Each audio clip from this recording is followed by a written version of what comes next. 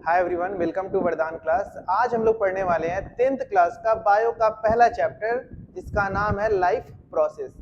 ये चैप्टर बहुत ही शानदार है। शानदार इस सेंस में है कि इस चैप्टर में आप बहुत कुछ आपको जानने को मिलेगा, वो चीज जो आपके अंदर हो रही है। ठीक है, और इस चैप्टर का अगर वेटेज देखा जाए तो हर साल 9 से 10 नंबर का क्वेश्चन इस चैप्टर से हमेशा पूछा जाता है। ठीक है, बायो का सबसे बड़ा चैप्टर भी है ये लाइफ प्रोसेस। इसको हम लोग एकदम बेसिक से बेसिक समझेंगे और सारे के सारे क्वेश्चन इसके हम सॉल्व करेंगे। ठीक है, चलिए चैप्टर स्टार्ट करते हैं। Life process. लाइफ प्रोसेस का मतलब क्या होता है? लाइफ प्रोसेस ये बोलना चाहता है कि वैसा प्रोसेस जो जिंदा रहने के लिए जरूरी है। अगर सिंपल सा क्वेश्चन अगर हम आपसे पूछे कि बाबू आप बताइए कि आपको जिंदा रहने के लिए किन किन चीजों की आवश्यकता है, तो आप बोलिएगा sir food, oxygen, water. Mainly बच्चे तीन चीज बोलते हैं फूड जरूरी है, फूड के बिना हम नहीं रह सकते हैं, ऑक्सीजन जरूरी है, वाटर जरूरी है। ठीक है, एनसीईआरटी भी यही बोलता है, फूड, ऑक्सीजन, वाटर। लेकिन बोलने का तरीका अलग कर देता है।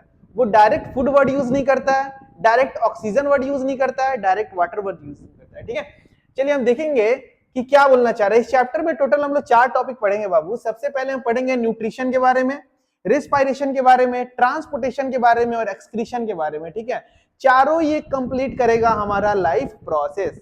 एक बार और मैं बता रहा हूं कि life process is that process which required for the maintenance of life. मतलब लाइफ प्रोसेस वैसा प्रोसेस है जिसके बिना आप जिंदा नहीं रह सकते हैं।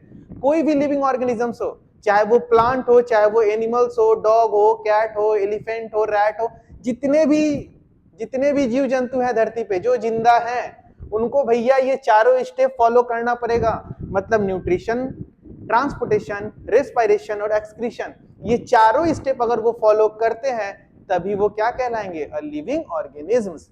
समझ में आ रहा है? मतलब वो चीज, मतलब वो सारे प्रोसेस जो जिंदा रहने के लिए जरूरी है उनको हम क्या बोलेंगे? Life process.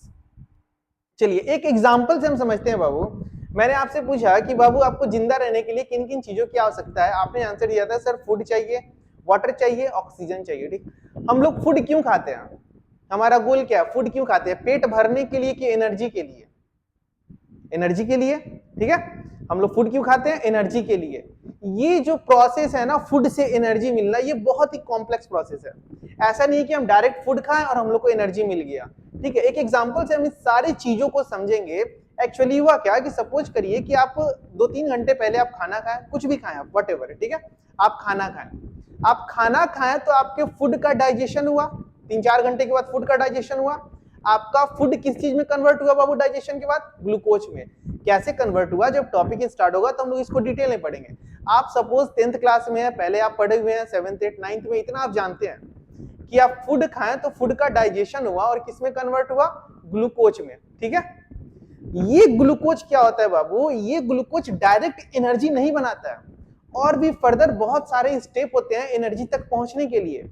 होता क्या है, जो ग्लूकोज डाइजेशन हुआ है, फूड का जो डाइजेशन हुआ है, जो ग्लूकोज बना है, वो ग्लूकोज फर्दर बनाता है आपका पायरुवेट। ग्लूकोज किस में कन्वर्ट होता है? पायरुवेट में। चलिए यहां पे हम बता रहे हैं, देखेंगे यहां पे सारे बच्चे एकदम बेसिक से जाएंगे हम लोग। ठीक है, सब कुछ समझ में आने वाला है। यहां बाबू फूड था, ठीक है, आपने फूड को इनटेक किया, इसका हुआ डाइजेशन,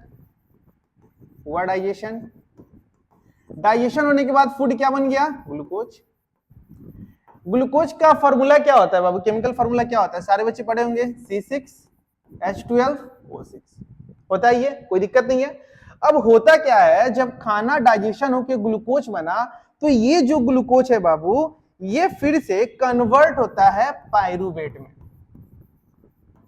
किसमें कन्वर्ट होता है? पायरुवेट में। अब 2 क्वेश्चन आता है बच्चों के दिमाग में। पहला क्वेश्चन ये होता है कि सर पायरुवेट होता क्या है? और दूसरा क्वेश्चन ये आता है कि सर ग्लूकोज से पायरुवेट कैसे कन्वर्ट हो गया? ठीक है, पहला क्वेश्चन कि ग्लूकोज से पायरुवेट कैसे बना, दूसरा क्वेश्चन कि सर पायरुवेट होता क्या है। तो चलिए देखते हैं। ग्लूकोज से पायरुवेट बनता है बाबू एक प्रोसेस से जिसका नाम है ग्लाइकोलाइसिस। क्या नाम है बाबू? ग्लाइकोलाइसिस। ये ग्लाइकोलाइसिस पे आपको ज्यादा फोकस नहीं करना है, ये सीनियर क्लासेस की है। ठीक है, 11th में ये पूरा टॉपिक ही है जिसमें हम लोग पढ़ेंगे कि ग्लाइकोलाइसिस क्या होता है। आप सिंपल ये मान के चलिए कि ग्लाइकोलाइसिस एक ऐसा प्रोसेस है जिसमें ग्लूकोज आपके कन्वर्ट हो जाते हैं पायरुवेट में। पहला का आंसर मिल गया कि ग्लूकोज से पायरुवेट कैसे कन्वर्ट हुआ। दूसरा क्वेश्चन क्या था कि सर पायरुवेट होता क्या। यहां पे बच्चों देखेंगे कि ग्लूकोज के कार्बन के कितने मॉलिक्यूल्स है, 6 मॉलिक्यूल्स है। तो pyruvate is nothing, pyruvate is just like a glucose, but in this the number of carbons gets half. Carbon कितने होते हैं, 3 होते हैं, तो C3 इसका ही फॉर्मूला लिख देते हैं H4O3। क्लियर हो गया। हम खाना खाएं, खाना का डाइजेशन हुआ, क्या बना, ग्लूकोज। ये ग्लूकोज के पास बाबू इतना कैपेसिटी नहीं है कि एनर्जी बना दे। ग्लूकोज को भैया पहले कन्वर्ट होना पड़ेगा पायरुवेट में।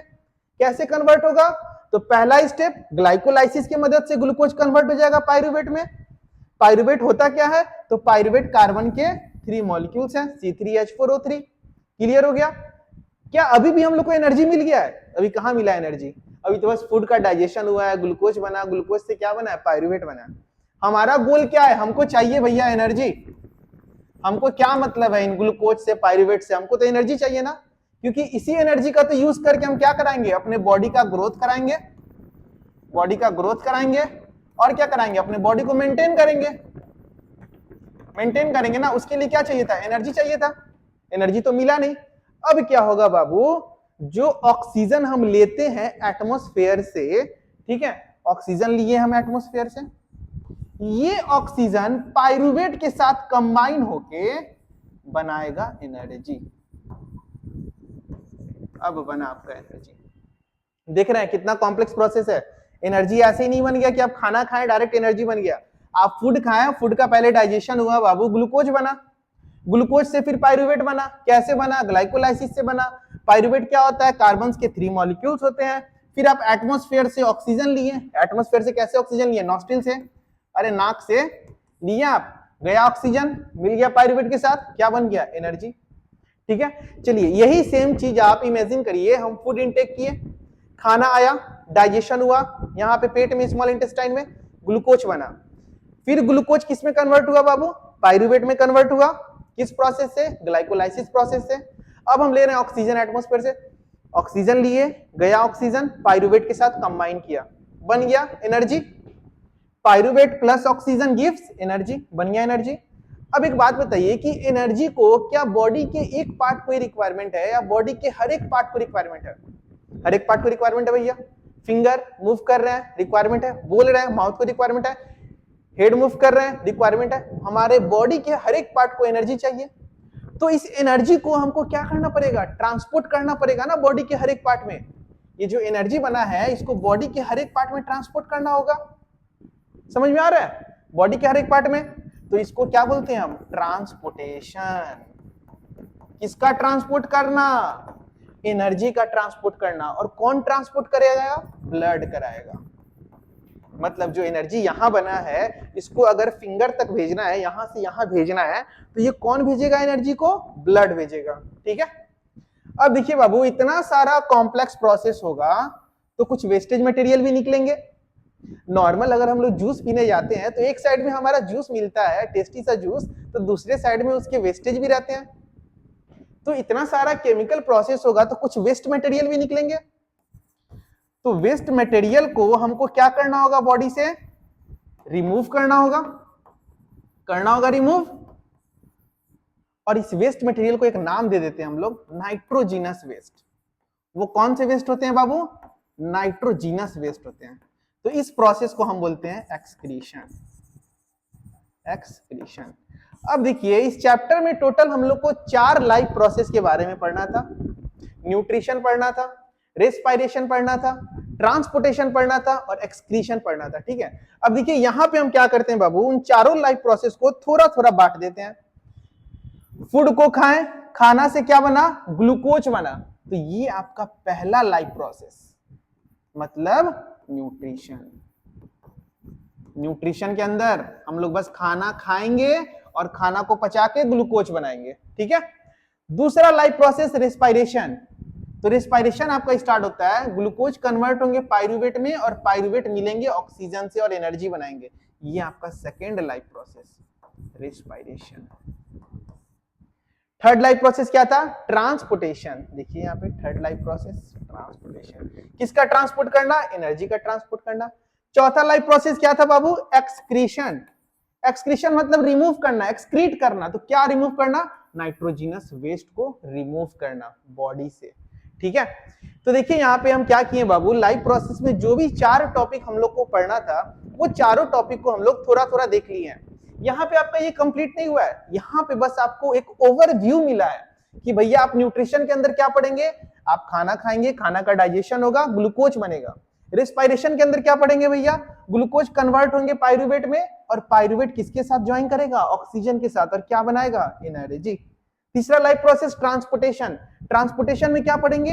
इस एनर्जी को ट्रांसपोर्ट कराना है बॉडी के हर एक पार्ट में ब्लड के माध्यम से। और चौथा लाइफ प्रोसेस एक्सक्रीशन, कैसे हम अपने बॉडी से इस नाइट्रोजिनस वेस्ट को रिमूव करेंगे।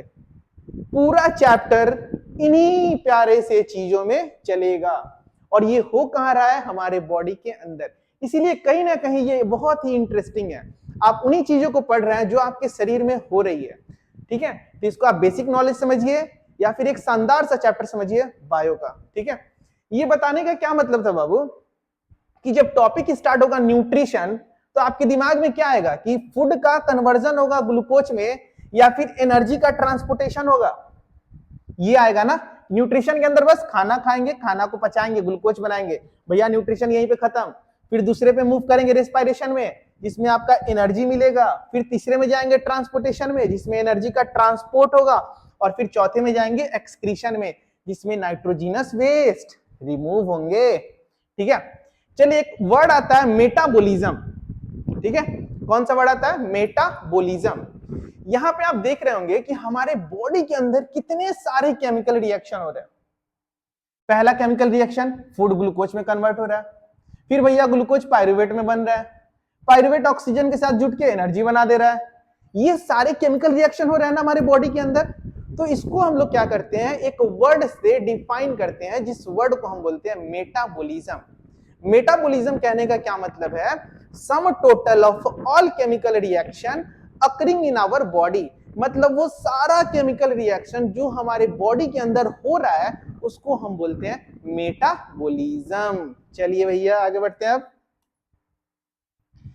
यहां पे आ गया डेफिनेशन, बच्चे पॉज करेंगे और फटाफट डेफिनेशन लिखेंगे। ठीक है, लाइफ प्रोसेस क्या होता है? Process required for maintenance of life, मतलब वैसा प्रोसेस जो जिंदा रहने के लिए जरूरी है। ठीक है, इनके लिए भैया कसरत जरूरी है, इनके लिए फूड जरूरी है। ठीक है, चलिए 4 टॉपिक पढ़ना है हम लोग को।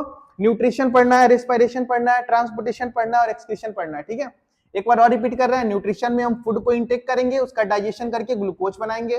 रेस्पिरेशन में ग्लूकोज से पायरुवेट बनाएंगे, और फिर पायरुवेट को ऑक्सीजन के साथ जोड़ के एनर्जी बनाएंगे।